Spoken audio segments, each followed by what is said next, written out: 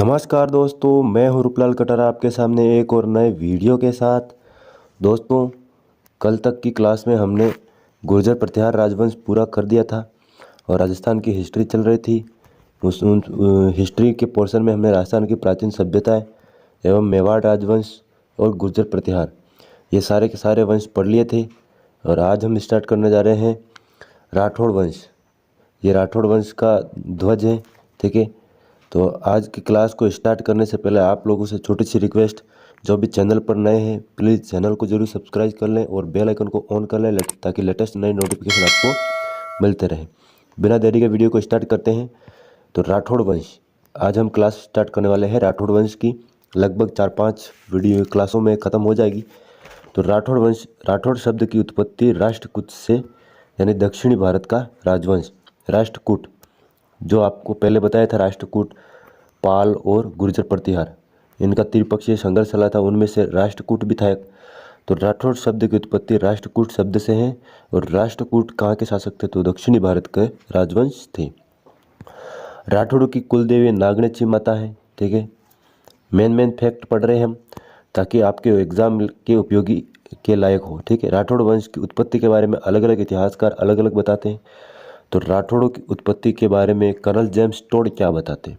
तो colonel James Tod बताते हैं कि राठौड़ कन्नौज के शासक जयचंद गढ़वाल की संतान थे। जयचंद गढ़वाल के बारे में आप लोगों को छोटी सी जानकारी बता दूं तो जयचंद गढ़वाल वही हैं जो सहयोगिता के पिता थे। और सहयोगिता कौन है? तो पृथ्वीराज तृतीय ने जो सहयोगिता को स्वयंवर में उठा के ले आए थे, इसकी वजह से जयचंद गढ़वाल वो पृथ्वीराज चौहान की लड़ाई हो गई थी, मतभेद हो गया था। इसी कारण मोहम्मद घोरी को भारत पर आक्रमण करने का मौका मिल गया था। तो कर्नल जेम्स टोड उन्हीं जयचंद गढ़वाल की संतान मानते हैं किसको? राठौड़ को। चंदावर का युद्ध 1194 में मध्य किसके? मोहम्मद घोरी और जयचंद गढ़वाल के मध्य। आपको भी बताया था क्यों युद्ध हुआ। तो पहले तो पृथ्वीराज तृतीय को हरा देता घोरी, इसके बाद में इसको हराता जयचंद गढ़वाल को। तो जयचंद गढ़वाल का पुत्र सेतराम और सेतराम का पुत्र राव सिंहा। विजय घोरी की रहती है। सेतराम का पुत्र राव सिंहा भाटों द्वारा क्या बताया गया था? राठौड़ हिरण्यकश्यप की संतान। राठौड़ों को भाट है, जो भाट जाति है वो वंशावली लिखने का काम करती है। तो उन्होंने राठौड़ों को हिरण्यकश्यप की संतान माना है। आप लोगों को अलग अलग इतिहासकारों के बारे में आपको अलग अलग याद रखना ताकि एग्जामिनर किसी के भी हिसाब से पूछ सकता है। डॉक्टर गौरीशंकर हीराचंद ओझा, इन्होंने राष्ट्रकूटों को बंदायू, यानी यूपी में एक स्थान है, बंदायू के राठौड़ों के वंशज माना है। डॉक्टर हार्नली, ये इतिहासकार है, उन्होंने राठौड़ों को गढ़ वालों से अलग माना है। डॉक्टर हार्नली ने राठौड़ों को गढ़ वालों से अलग माना है। ये थे अपने राठौड़ों की उत्पत्ति के बारे में अलग अलग इतिहासकारों ने अलग अलग मत दिए उनके हिसाब से, ठीक है।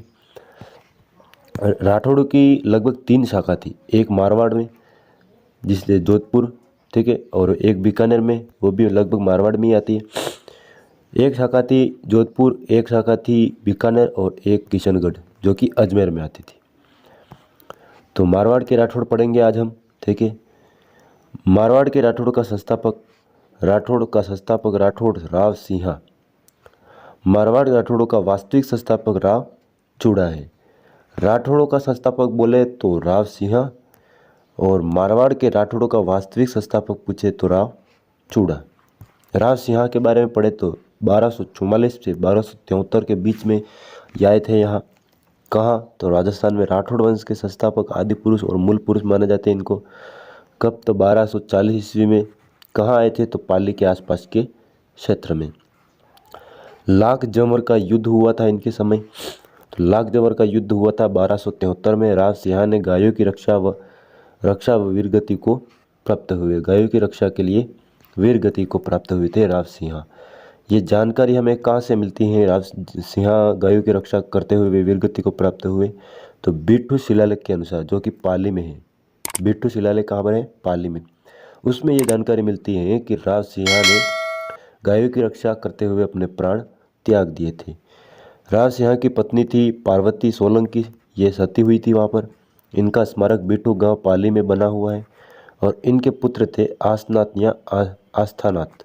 क्या नाम था इनके पुत्र का राव सिंह के? आस्थानाथ या आसनाथ। आस्थानाथ 1273 से 1251 समय पीरियड है इनका।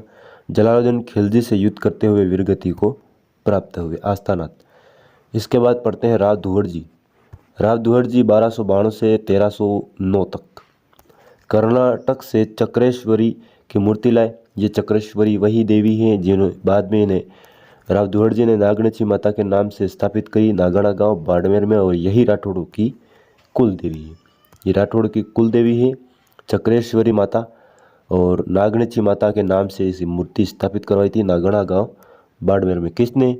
राव दुहड़ जी ने। किसने करवाई थी? राव दुहड़ जी ने। कहाँ से लाए थे? तो कर्नाटक से। मूल नाम क्या था? तो चक्रेश्वरी माता। और नाम बदल के क्या रखा? तो नागणची माता। राव चुंडा 1383 से 1423।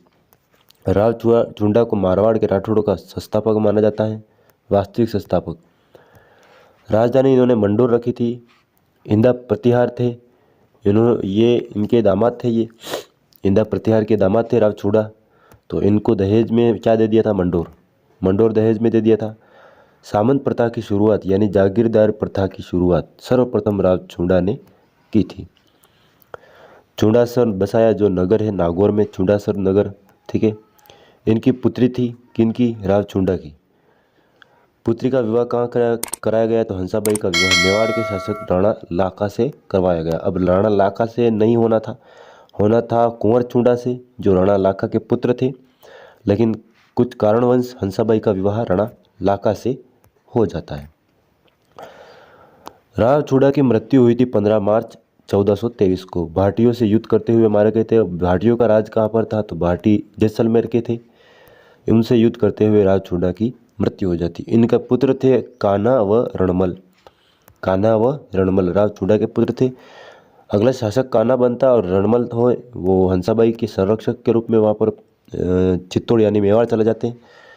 राव चुंडा ने अपनी रानी किशोरी कंवर के प्रभाव में आकर छोटे पुत्र कान्हा को उत्तराधिकारी घोषित कर दिया। रणमल ज्येष्ठ पुत्र था लेकिन राजा नहीं बन पाया क्योंकि उन्हें ये रानी किशोरी देवी थी, इनके जाल में फंस गए राव चुंडा और इन्होंने अपने छोटे पुत्र कान्हा को उत्तराधिकारी घोषित कर दिया। राव कान्हा 1423 से 1427 कार्यकाल इनका। किंवदंती के अनुसार करणी माता ने कान्हा की हत्या करवा दी। करणी माता जी ने कान्हा की हत्या करवा दी, ये किंवदंतियाँ हैं। इसके बाद आते हैं राव रणमल 1427 से 38 समयकाल है इनका। राव चुंडा का बड़ा पुत्र है। बहन हंसाबाई राणा लाखा का विवाह हुआ। मेवाड़ के शासकों के समकालीन राणा लाखा, मोकल और कुंभा तीनों के समकालीन रहे हैं राव रणमल। अधिकतम समय मेवाड़ में व्यतीत किया इन्होंने, पहले ही बता दिया। क्योंकि कान्हा राजा बना तो मेवाड़ में रणमल चले गए, ठीक है। रणमल ने कुंवर चुंडा के भाई राघव देव की हत्या करवा दी। अब ये मेवाड़ में हुआ है। कुंवर चुंडा मेवाड़ के थे, इनके भाई राघव देव की हत्या करवा दी थी। किसने? रणमल ने। क्यों करवा दी थी? तो ये इनकी दाग जम गई थी रणमल की वहाँ पर। कुंभा ने क्या किया फिर? भारमली की सहायता से रणमल की हत्या करवा दी। अब भारमली रणमल की प्रेमिका थी, फिर भी इनको जहर देकर मार दिया गया। इनकी मृत्यु हुई थी 1468 में। 1468 में कहाँ पर हुई थी? तो रणमल की मृत्यु हुई थी मेवाड़ में। इनकी रानी थी कोडमदे। इन्होंने कोडमदेसर बावड़ी का निर्माण कराया। कहाँ पर? बीकानेर में। किसकी रानी थी? तो रणमल दी। इनके बाद शासक बनते हैं राव जोधा 1438 से 1489 यानी 89 तक। रणमल के पुत्र थे। रणमल की हत्या के बाद काहुनी गांव में शरण ली। अब काहुनी गांव कहाँ पर है? तो बीकानेर में। राव जोधा ये वही हैं जिन्होंने जोधपुर की स्थापना की थी, ठीक है। 1459 में किसकी स्थापना की थी? जोधपुर की। तो दोस्तों ये था अपने राठौड़ वंश का पहली क्लास स्टार्ट की है। कल की क्लास में हम राव जोधा के बारे में कंप्लीट जानेंगे। और वीडियो अच्छा लगा हो तो कमेंट बॉक्स में ज़रूर बताने की कोशिश करें कि वीडियो कैसा लगा। मिलते हैं नेक्स्ट वीडियो में, तब तक के लिए जय हिंद, जय भारत।